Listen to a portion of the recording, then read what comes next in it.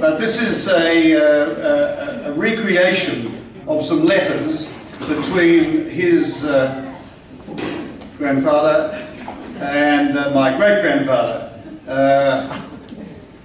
I'll start it. You start. These were the letters, and you'll see a change in attitude as it goes. My dear Simon, I read with interest and no little concern of your speech in the Senate last week about free trade and protection. As you know, this paper, The Age, and indeed the Victorian government, has supported protection over many years. Your speech advocating free trade runs directly counter to the policies of this paper, and I would really like to discuss it with you. My dear David, thank you for your letter. I'm very happy to call in your office and discuss these issues with you.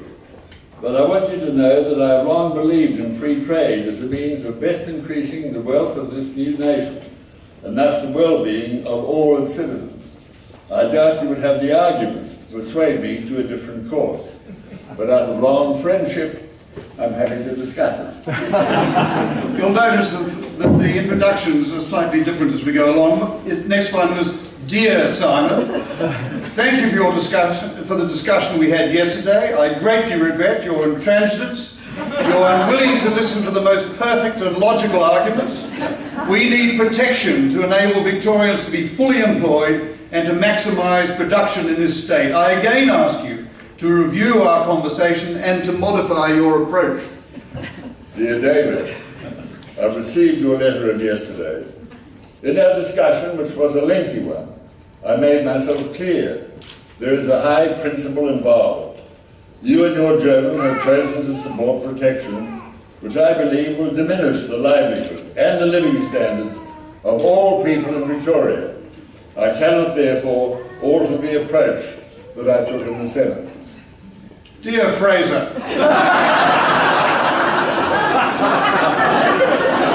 you must be aware that there is an approaching Senate election.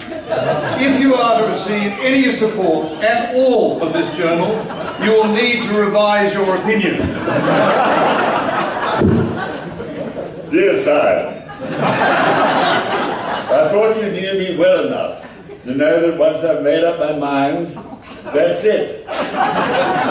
Threats, your threats, cannot alter it. Fraser, your name will never again appear in the correspondence columns of the Melbourne Age. Newspapers haven't altered, you know. Syme, you're wrong. Read the half-page advertisement I've taken out on the front page of tomorrow morning's issue. We got the money. Despite the opposition of The Age, Simon Fraser topped the Senate poll by more than 50,000 votes, and The Age maintains its position as twice as big a circulation as any other newspaper in the country. And that just shows how little influence newspapers have.